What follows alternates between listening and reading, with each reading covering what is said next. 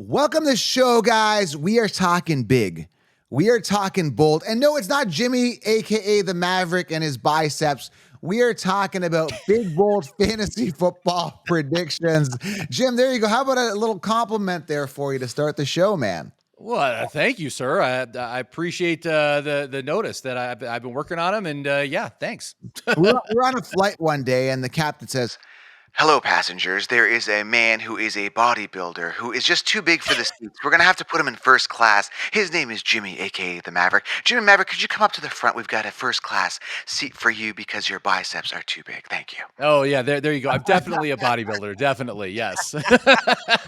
I was just dying to use my new sound effect with the flight in-flight captain sound. So there it is for us. We're talking big bold predictions. Now these are massive, but I think they're viable. Like they're actually viable. Like if I told you last year that Sam Laporta is going to be a top tight end, which I did, it wasn't even a bold prediction. It'd be like, that guy is nuts. Put him in a straitjacket. If I told you, you know, Pollard and Eckler are both going to bust out of the first round, which I did, you guys be like, that guy's nuts. It happened. So yes, we do bold predictions, but the bold predictions are actually relatively viable. They could actually happen. So I'm excited to dive into these bold predictions, Jim. Oh my God. Tim was on the show yesterday. Now I'm calling Tim and Jim. You guys got to change your name. It's too close, Jim. I get you guys confused a lot with the name. You could just call me the Maverick. Just say, "Hey, Maverick, what's going on, man?" Just call me that. That's cool. Maverick and the bald guy. So we do have, there isn't much in the news, but there is one headline that Jim is so excited to highlight. Like I'm not excited about it, but I know it was going to upset you. Hold on. We gotta bring in our news guy to kind of introduce it. Oh, wrong sound effect. Here we go. We now have breaking news. By the way, we got a name for him. We asked the listeners, like, what's a cool name for this guy? And we got a name for him. Breaking Brad. His name is Brad for breaking news. What do you think? Breaking Brad. That was the one that really jumped out at me. What do you think? Breaking Brad. Hey, look, I'm from New Mexico. Albuquerque's where that show took place. Breaking Bad. I like it. Breaking Brad. So Breaking Brad, what do you got for us? We now have breaking news.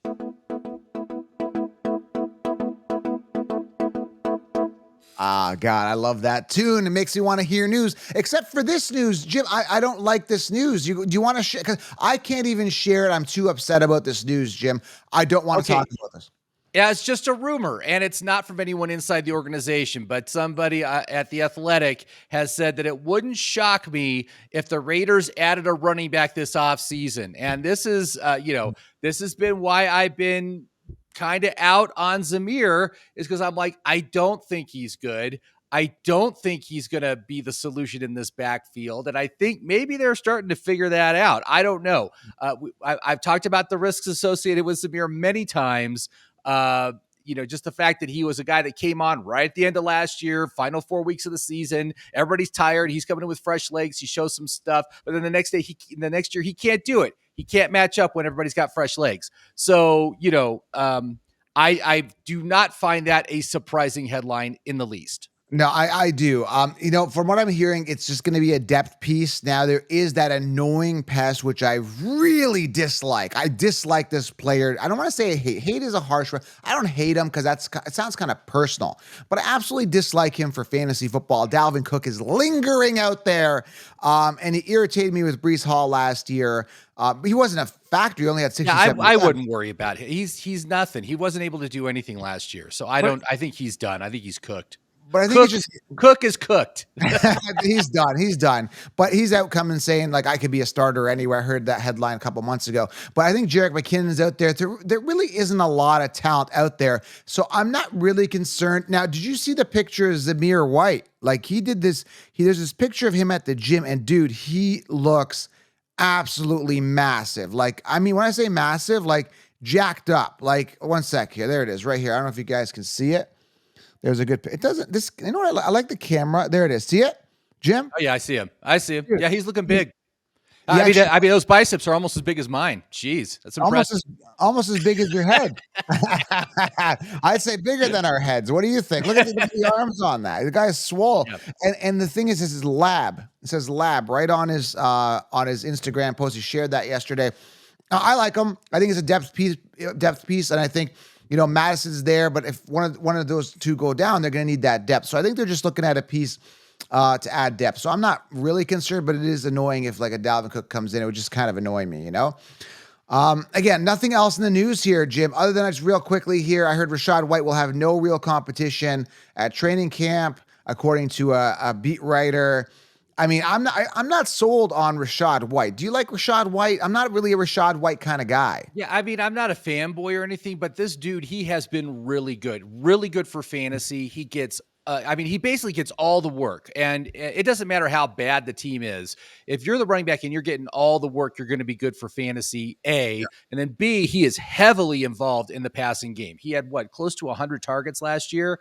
That's great. I think he's an excellent choice for fantasy this season, and I have taken him in a number of leagues so far. So yeah, he's safe. He's safe and boring. That's the only thing I have to say about him. Just a safe, boring, efficient guy that's going to move the ball upfield and get you 15 points a game. That's what I feel about. I don't feel like you're not going to get that explosive behavior out of him, out of the playability, which again is a turnoff for me. I like those big, explosive, high volume guys that could just really tear up the defenses. That's what I love.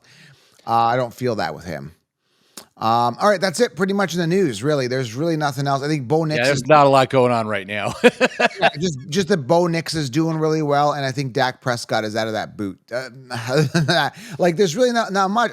Everyone just keeps talking about it's been a weird offseason. There really isn't much other than that Hawk Tua girl who's making headlines. She's had her 15 minutes of fame. How long do you think that'll last, Jim? The Hawk Tua girl. Do you think she's going to? Is that still a thing? Is it? Are we done with it now? It feels like we're done with it already. So No. There was actually there was a celebration. We're still talking about. I'm still talking. I shouldn't have brought it up, but she was at some sort of party, it was an outdoor gathering. They had a cake for her with a sparkler, and these girls out there with martinis and wine glasses, and they're circling around her celebrating. I mean, is this what America's gotten to now, that we're celebrating, spitting on sausages? It's just this is, good on her. She's leveraging the following, but man, we got to step it up, dudes. It doesn't. The path to success has gotten a little bit easier, it seems, Jim. I don't get it. That internet celebrity thing is such a double-edged sword. I don't want it to happen to me. I just where you just get known for something stupid you said for 2 seconds and it gets repeated 100,000 times. Yeah. I will hope to avoid that myself personally. But like I said, what else has she got? That's it. That's it. It's for me, it was done the day after it happened. I'm like, okay, all right, that's enough. I get it. I've seen all the memes. There's a million memes. There you go. Fantastic. Okay, I'm done. Did you see the Arnold meme of her? He's like, I want to do the Hawk Tua. Yeah, just spit on the thing. There was they put Arnold's face on her. I don't know if you saw that. Right. Yeah. They Arnold meme everything. Yeah, let's do it. Let's get on with the bold predictions. Yeah. It's okay. Let's get started here. There's my Arnold for the day. All right, so let's go. Too many sound effects and impressions. So I'll let you lead the pack here. You go ahead, Jim. The first bold prediction is up here. What do you think? Drake London has what, CeeDee Lamb upside? That's crazy. Yeah, that's what we're talking about here. And I know a lot of people are nervous about taking Drake London so early because he's never really been great he's always been like a flex play. That's basically his ceiling. But he has played with some of the worst quarterbacks you can imagine in bad systems that are not good for a wide receiver one, under Arthur Smith. But now he gets an upgrade at the coaching position. He gets an upgrade at quarterback to Kirk Cousins. Yeah. Kirk Cousins knows how to feed the ball to his wide receiver one. And, this is a contract year for Drake London. This is a make or break. This is like a career make or break season for him. He's either going to move into the elite tier, which everyone expects him to do, or he's Jerry Jeudy. That's what that's what he's going to be. He's going to be Jerry Jeudy, or he's going to actually turn into an elite quarterback. I think the way things are rolling out on this team, it's all upside for him. And I think he can, even though he is going super high in the draft, I think he's going like wide receiver 10 or 11 right now, something like that. I think he's got upside from there. I think he can outperform that, just like CeeDee Lamb did. CeeDee Lamb last year was like the 7th or 8th wide receiver coming off the board. And I took him in a number of leagues, and wow, he really came through. He had a slow start, but he came through in spades at the end of the season. I can see the same thing in the cards for Drake London. Yeah, I mean, the upside is there. The talent is definitely there. Just has not, shined because again, it's bad quarterback play. And I'm a total believer that quarterbacks make wide receivers. Total believer in that. I would have liked him a little bit more of a discount this year, but I understand the hype. I mean, if you take Jefferson, he's got bad quarterback play this year, which we'll get to in a second. I mean, do you really trust the quarterbacks there? Like, I don't even trust JJ even when he gets to start. McCarthy there. JJ to JJ could be a thing or it could just be a total bust. But Drake London in a great situation here. Lamb upside, definitely potential. If the volume's then there's nobody else there. He came out of this NFL draft completely untouched.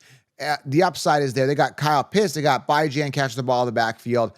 But Drake London is going to be a target hog. And I mean, this is your year. Like you said, I like the way you said it. He's got to know that this is the year that separates him. Are you going to go down the Jerry Jeudy road, or are you going to have the Justin Jefferson type payday? You can make a real case for yourself for a massive payday on a big year this year. So Drake London, make or break. All right, my bold prediction here, Jim.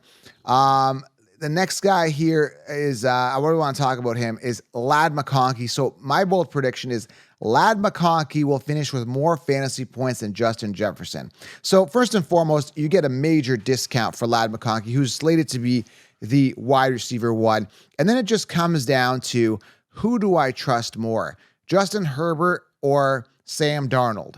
And the quick answer to that. Oh, Darnold for sure, man. Come on.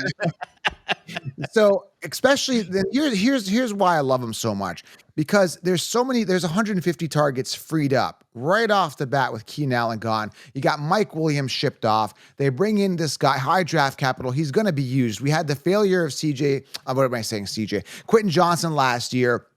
Absolute failure. We know Palmer's not the guy. Brendan Rice was a 7th round pick, could emerge. And you have less checkdowns. You don't have a pass catching running back. So checkdowns, short routes, he's going to be a PPR monster. And then you got Justin Jefferson, who again just got paid belly full. You're looking at spending a top 5 pick on Justin Jefferson with Sam Darnold at quarterback, who's sitting at QB 34. So you look at McCarthy and you look at Darnold, and they are literally going undrafted in 1 quarterback leagues and pretty much undrafted in 2 quarterback leagues. So, do you trust those guys, and do you trust a top 5 pick? I think Ladd McConkey is going to be a monster PPR wise, and Herbert's already praising him, saying he looks like a veteran. They promote their own guys. I don't know how much of that I believe, but I mean, dude, this is going to be exciting. No Eckler, no Williams, no Allen. And a bounce back season for Herbert coming off a down year, trending upwards. He knows he's got to produce this year. Dude, this is viable. I know it sounds crazy. And I get McConkey after round 6 for a discount. Sign me up. I'm all in. And Ladd McConkey, I've got all my roster. He's my kind of rider crash type player. That's it. Yeah, I mean, for me, Ladd McConkey is my number 1 drafted wide receiver across all my best ball leagues. I've taken him in like 60% of the leagues. It's some crazy high number. But yeah, I mean, the thing that scares me about Justin Jefferson is the floor. What's the floor for Justin Jefferson given his quarterback situation? I mean, Sam Darnold is garbage. He is not a good quarterback. And then you got JJ McCarthy, who was a good quarterback, but he didn't throw the ball a lot. His passing attempts were amongst the lowest in the NCAA because it was such a run first team. So when I look at what could be Justin Jefferson's floor, I look at what happened to Garrett Wilson last year with bad quarterback play. Garrett Wilson was the wide receiver 36. All right. He got the volume. I mean, he got 168 targets, and yet he could only turn that into the wide receiver 36 for fantasy football. So, again, it is just a situation that terrifies me for Justin Jefferson. He is, in my opinion, the riskiest wide receiver in the first round. I don't want to take that chance when there's so many better choices. I mean, geez, right now, Amon-Ra is going right after Jefferson. 100 times out of 100, give me Amon-Ra. I mean, it's just like there's no reason to take Justin Jefferson. I'd rather have AJ Brown. I'd rather have Garrett Wilson this year, and I'd rather have Apuka, frankly, over Jefferson in the first round. Yeah. So I can't see any situation where I'm going to be taking Justin Jefferson this year Yeah, I'm for not fantasy. either. He's a hard pass. Yeah. Attention fantasy football passengers, get ready for takeoff for Lad McConkey for 2024. Out. That guy, that captain keeps coming on and just telling us about players that are going to take off. You know, I don't know what to tell you. It's nice to have a captain on on the show too to come on our show. That's nice, eh, Jim? Oh, sure. I've been right now on Netflix. They've got all the old airport movies from the All right. 70s on. Yeah. And I love 70s disaster films because they're all filled with all these old Hollywood stars, and they're just bad films, but they're entertaining. Yeah, if you've ever watched it, Airport 77 is a fantastic film. It's a 747 that crashes in the water and sinks, and they have to rescue it, and it's great. So You just reminded me, a good show you want to watch is A Man in Full on Netflix. I recommend that show. I'm about 4 episodes in. It's really good. It's with Jeff Daniels from Dumb and Dumber. yeah, I read the book back in the day. That I read that book back in the 90s. It's a pretty good book. So What, a man in Full was a book? yeah. Oh wow, okay, yeah, it's about a billion. Tom Wolfe, I think, is the author. Okay. It was, like I said, it's a good novel. So I'm sure the adaptation is pretty good. Oh, really good. So. But the show you really gotta watch, but I recommend show must watch, is that Supercell show with the superheroes. I think I told you about that. Just a You great. did tell me about that. I have not had a chance to check that out yet. Oh man, they haven't even renewed the second season, but dude, what a great show. Well written, the chemistry with the characters, how the plot, it all just comes together really nicely. Just cool special effect. Just a great show. Check it out. Cool. If you're into superhero and superpowers, it's great. All right, your next one here, Jim. Your next bold prediction. Javonte Williams is Cam Akers. Yeah, Javonte Williams is this year's Cam Akers. I gotta say, man, the more I think about it, the more I look at his situation, the less and less I like Javonte for this year. Yeah. I think he is extremely high risk. He is the only player, he's the only running back in that backfield right now that was not selected by Sean Payton. So he's kind of the odd man out anyway. He was extremely underwhelming last year coming back from injury. He was only getting 3.5 yards per carry. He got 2 touchdowns the whole year. It was just abysmal. His performance was abysmal. I have heard rumors from the beat writers that they say Javonte Williams is actually a cut candidate. This is not looking good for him. I'm much more inclined to take either Jaleel McLaughlin or Audric Esteem. I think the upside for both those guys is way better than what Javonte is going to give you. So I am just, I can't do it. I could see him, if he's not cut by the beginning of the season, I can see him getting cut very soon into the season. And then one of these other running backs is going to take over. So, ladies and gentlemen, this is your captain speaking. Javonte Williams is beginning his descent. There he is, the captain again. Well, one could say that he is crash landing right now. I'm just getting such bad vibes about him, and he's going in the 8th round or something. I'm just when I look at the other running backs that are available in the 7th, 8th, 9th round, there's I'm just not interested in him. I just don't think he has any upside. So he's so boring. Anyway. Again, years to wow us, we're not wowed, and we got to take. He's in 16 rounds as an option, but when you see me doing my mock drafts in 16 rounds, I don't actually draft him. There's certain players I just leave in there at their ADP just to give people options. I mean, some people may like him. They might see the upside. They might see a boom type of year, right? I vote we take him off. We vote him off the island. Get him off the island. Yeah, I think he's coming off. All right. Next one here is Justin Herbert bounces back and finishes as a top 3 fantasy quarterback. This is bold, but it's viable. He did it a couple years ago. I already talked about the love I have for Lad McConkey. Dude, I think this is viable, man. There is so many good quarterbacks now that could finish ahead of him. Obviously, you got Josh Allen with the running upside, Jalen Hurts with the rushing upside.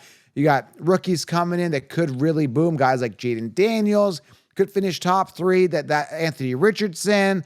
There's so many guys that have more upside than him, but this is a guy that's going to be efficient, and he's going to get the ball down the field. He's going to bounce back this year. He's finally got some good weapons around him, and I just think he plays with a chip on his shoulder. I think he got a lot of criticism last year for his lack of performance. Everything was down. He was down in all metrics. I'm looking for a bounce back. And even if he doesn't finish top 3, let's say he finishes top 7, he's still going to be a good return on his investment because he is being slept on. What's he coming off, like round 7 in one quarterback leagues, round 8? Like he's a steal this year, man. He really is. Yeah, I think he's coming up as a QB2 this year, but I got to say, I think you're smoking the hopium on this. In order for a pocket passing quarterback to be a top 3 option, he's got to get to 40 touchdowns. He can. And I'm looking at this depth chart. I am not seeing a path. You know, like we've talked a lot about CJ Stroud, how great CJ Stroud's situation is. CJ Stroud got like 32 touchdowns last year. They added somebody like Stephon Diggs. Okay, now I'm like, okay, now I can see all these target options that target options that CJ Stroud has. I'm like, okay, I can see a path to 40 with him. But I mean, come on, Josh Palmer and Quentin Johnson, and then the rookie McConkey. You know, their tight end right now, they're tight end 1, Will Dissly, because they got rid of their tight end too. They got rid of Everett. You know, I'm like, I'm just like, I'm trying to add it up. I'm trying to do the math in my head here, counselor. I'm not seeing a path to something as bold as a top 3 finish for him. You're just making. I think he's a quality QB2, but I think he's gonna stick in the QB2. In my opinion, I think he's, you know, so. Yeah.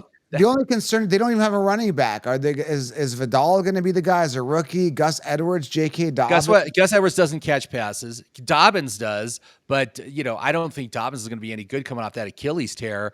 I mean, I'm just like, make the math work for me. You know, what do you think how many touchdowns do you think Josh Palmer's going to catch? How many touchdowns do you think Quentin Johnson? You know, McConkey, I could see maybe 8 touchdowns, 9 maybe to McConkey on the top side. You know, I'm just, like I said, it's going to be a run first team. It's going to be a low passing volume team. You know, Herbert's really good. I think Herbert's going to outperform what everyone's thinking he's going to do, but I just can't. I can't see him getting there. I can't see it. I really just think Quentin Johnson has to step up. He's under the microscope this year. Such a bad year. He can only do better. He was a first round pick. There's something they saw. Feed him, right? McConkey steps up. Brendan Rice, he's got a chip on his shoulder. He's the son of Jerry Rice. Jerry Rice has been coaching him. He's going to be monitoring everything. Maybe there's some sort of unknown talent there, and Justin Herbert makes these guys better. There is talent. They're like diamonds, and this team is like a diamond in the rough type team, and I think there's some upside here. But yeah, I kind of see you made some really good points that kind of outweigh mine on this one. And that's why it's a bold prediction. I just believe in Herbert. I think he's a great talent of a quarterback, and he's done it before. I think he could do it again. And he's got such a younger squad, right? So I never thought Mike Williams was sensational. He was a good red zone target. Brendan Rice or Quentin Johnson could fill that void, right? And then you've got Ladd McConkey, who I think is going to potentially be better than Keenan Allen. I don't know. Keenan Allen was 30 years old, you know, he missed the last 3 games. So I don't know. Force feed a lot of these wide receivers, they'll get the job done. Okay, it's going to be interesting. Yeah, and I'm still totally in on McConkey. I love McConkey. I think he's going to be great for his ADP. You know, rookie wide receivers to play in the slot just get tons of volume. That's exactly what you want. So don't be a donkey. Draft Ladd McConkey. We need a name for that guy too. He is mean. He jumps in on the podcast as well. We got a pilot. We got Breaking Brad on the show. We've got the captain. It's so many characters here. It's like Gilligan's Island or something like that here, right? We got the captain. Hopefully better than Gilligan's Island. The skipper, if you're old enough and remember Gilligan's Island. All right, the next one here. Bryce Young will be a QB1. This is Jim's bold prediction. Can you give me the thought process with this? All right. Nobody likes Bryce Young. Okay. No. He's coming off, he's mostly undrafted. He's coming off, you know, 17th round in best ball drafts. Okay. I'm going to set this up for you. Remember what a terrible quarterback Geno Smith is. Yes. But 2 years ago, in Seattle, he was the QB5 on the season. And he had this amazing season.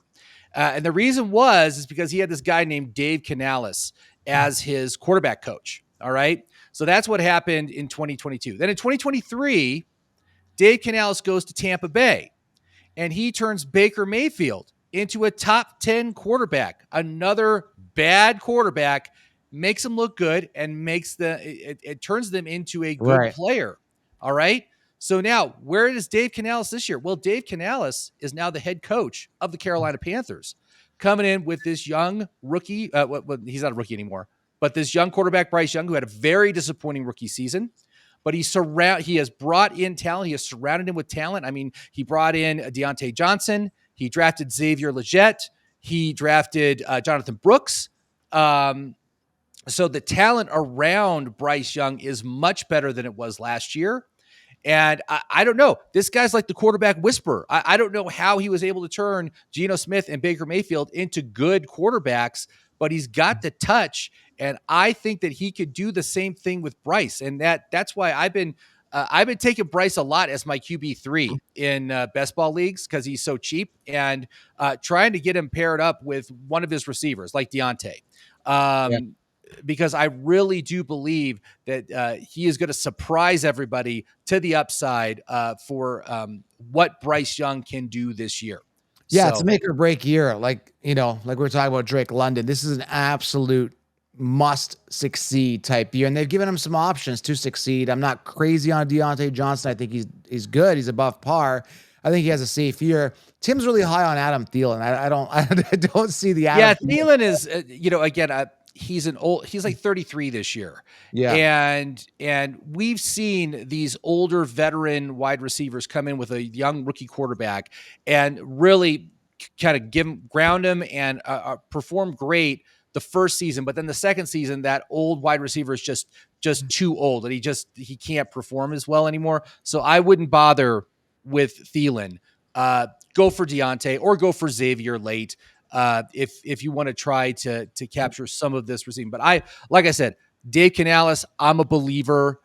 What he was able to do with Baker Mayfield and Geno Smith lets me know this guy knows how to work with quarterbacks and turn them into quality fantasy players. Absolutely. And I believe he's going to do the same thing for Bryce Young this year. So, all right, moving on. Speaking of quarterbacks that are suspect and crazy situations, last year kind of not doing anything, but Will Levis will finish as a top 10 fantasy quarterback. Dude, I'm really bold with my quarterbacks. He really did nothing last year, but I do like the upgraded offense. Addition of Calvin Ridley, who's a fantasy sleeper. You've got DeAndre Hopkins with the veteran experience. You got Tajay Spears, Tony Pollard catching the ball out of the backfield. This is shaping up to be a good offense. They're giving everything for Will Levis to succeed. He's an absolute sleeper at the quarterback position. And Jim, at the end of the day, man, this guy showed us he can do it in that one game with Hopkins where he had like four touchdowns. That one game Are you sure that wasn't beginner's luck, counselor? I think that was beginner's luck. It proved to me that he could do it, that he's capable of doing it. I think now, under the gun here, he's ready to go. Spotlights on him. It's make or break, and he's gonna have to do something here. So I'm gonna go back while you kind of break down Will Levis here. There's not much to break down other than he's already kind of broken down. I just think the offense upgrade is huge. I think the talent potential is there. This is my bold prediction. It's probably not as viable. That's it. That's my bold prediction. Yeah, I mean, I believe that that this offense is being significantly undervalued right now on draft boards. And I've been grabbing tons of Calvin Ridley because of that. I think Will Levis is a great QB2 or QB3 with upside. And he could surprise. I also think that that this team, the Titans, can win their division. I think that is viable right now because of the quality pieces they put together. And it all just kind of comes down to, can Willis take that next step? Can he take the next step? Can he become a startable quarterback in the NFL? And they're giving him every opportunity to do that, and which is great. That's what you want to see. They believe in him. And I think that good things are going to come out of the Titans this year. I think it's exciting. And I want him to succeed. I like him. So yeah, I think it could definitely happen. I got a big question surrounding Will Levis. Ready? Here's the question. So first and foremost, that one big game that he had, listen to this, man. 4 touchdowns, 130 plus passer rating. He threw for 238 yards. this is huge. That was the one where Hopkins had like 4 touchdowns or something. It was like week 8 of last year. So Right. my question is with Will Levis, do you believe this in Will Levis? Terrible joke. What a terrible joke. Oh, that was pretty bad. Yeah. Do you believe But it? I do believe us in Will Levis. I do believe us in him. That is the joke of the. Can somebody remove this passenger for bad jokes immediately? Captain's out. They're getting removed for being corny. Oh, that's a good one. Do you believe us and Will Levis? There you go. And I'm thinking for the value. I mean, why not throw him on your bench and hope for upside? All right. So I just don't understand why he doesn't pronounce his last name Levi's, because that's how Yeah. it's spelled. It's spelled Yeah. like the jeans, Levi's. Why is it Levis? I don't get it. But now okay. now you know how I feel with Jan. It's the same type Yeah. of thing, man. Like bi as in bi-weekly. Jan as in ran as in tan as in fan, right? But it somehow converts to B-E-E, like a bee, like you're getting stung, and then Jean. I mean, he's not even Well, French. is it French? I mean, is No, it? he's is it from, not. like, He's not French French. name? I can understand maybe if he was French, we'll make it. He's not even French. Or from like Louisiana or something? No, he's not Ah, French. Bijon. Bijon. Bijon. Casse de Dijon. From Canada, Montreal, Vision, Quebec City. I remember George if George St. Pierre had his name, Bijon St. Pierre, I'm all in. Like it's Sure. GSP. Hello, it's George St. Pierre. I am the fighter. Like I'm cool with Right, that. But it's by Jan. Let's call it what it is. And yes, this should be definitely Levi's, like the jeans. Yeah, You know? like Levi's. Yeah. Or should And Levi's then we could call him Blue Jean or something like that. How did Blue Jean do this week? But yeah, I mean, I don't know. It is what it is. Okay, let's move on to my I'm doubling up here. My last one here.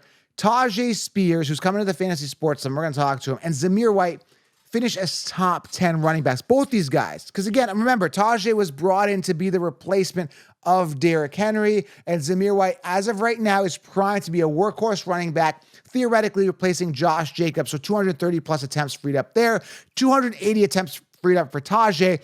I mean, this is where, if you're watching, it's Olympics time, right? This is the Olympics, and you're doing the 400 meter with the baton. Jim, this is where the other player hands the baton over and you got to run. Now you could run for 2 yards, pull a hamstring and fall over, or you could run and break the record. These guys, the baton is handed over. We're handing it to you, man. This is your opportunity. Go run with it and shine. So this is it, man. They have the opportunity. I mean, they're filling in big shoes. I think they could do it. I know it's bold. Yeah, I mean, Zamir, I would be a little cool on that after that report we just read at the beginning of the show. I'm not sure I'm willing to go there. Tajay does have competition. He does have Tony Pollard back there. And the problem is both those guys have real similar skill sets. Now, Tajay was great with the passing game last year and was effective on the ground in like, what he got like 100 touches or something like that last year. So, I would give him the advantage over Pollard, but it's going to be hard. I'm thinking, if this is going to be a split, it might be 50-50, it might be 60-40. It could be something like a Jahmyr Gibbs, David Montgomery kind of split. I really don't know how that's going to shake out. So I think those are definitely both bold predictions that they can make it, but both those guys have hurdles that they got to make, especially during the preseason. Once preseason opens and training camp opens, I want to see these guys out on the field. I want to see them playing with the ones, and I want to see the other guys falling with the coaches and playing with the twos, getting demoted down to the twos. That would make me feel much better about what's going on. So we will see what happens with those guys, though, for sure. Absolutely. It's going to be interesting to see how this plays out. But yeah, there's my bold prediction. Love both these guys. Both these guys, good value. So make sure you target them in your drafts. That wraps it up here, Jim. I mean, it was great. We want to thank you, the captain. Thank you, everybody. I hope you guys enjoyed your flight. That guy keeps interrupting the show. The entire show, the captain has been interrupting. We got Breaking Brad here. We now have breaking news. It's a good cast. Thank you guys for everybody for being here. What do you guys think of Breaking Brad? I think he's a good dude. He's great. He doesn't say much other than that one thing. Like he's just kind of like he's kind of like the Hawk Tuah girl, right? Breaking Brad is kind of like the Hawk Tuah girl. He's kind of got the one line, and that's it. I don't think quite as much internet virality, but we'll go with it. We now have breaking news. All right, guys. Thank you for being here. Hope you guys enjoyed the show. It was a good one, and we'll keep the content rolling. Tim the Bald Guy should be coming back. I believe tomorrow, Tim the Bald Guy. We're going to get him a couple times a week. We're going to get Jim a couple times a week. So you got variety. You got the analytical data and the brains of Jimmy, aka the Maverick, and you've got the Three Stooges type personality with Tim. It's a good combination. What can I tell you? There you go. All right, guys, we're out. Talk soon.